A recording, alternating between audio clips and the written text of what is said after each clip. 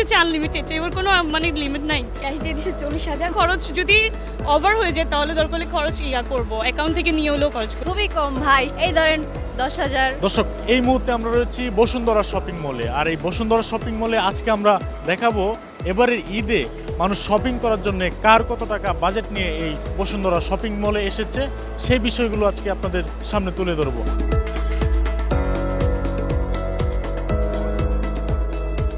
সবই ভালো, আর বসুন্ধরাতে সব কোয়ালিটিগুলো ভালো, প্রাইসটাও বেশি হয় কারণ কোয়ালিটিগুলো ভালো থাকে, এর জন্য প্রাইস বেশি। আর আমাদের এখান থেকেই শপিং করা হয়। এবার কেনার প্ল্যান আছে অনেক কিছুই, বাট দেখি চয়েস হয় কিনা। ঈদে মূলত এখান থেকে করা হয় শপিং। ক্যাশ দিয়ে দিছে 40,000, মানে দুইজনকে। আমরা দুই বোন আসছি আর ভাই আসছে। অ্যাকচুয়ালি আমি তো সব কিছু পরতেই পছন্দ করি, এবার দেখি কি বের হয়েছে সেটার উপর ডিপেন্ড করে ভিত্তি করে আমি নিব। এবার হচ্ছে আনলিমিটেড, এবার কোনো মানে লিমিট নাই।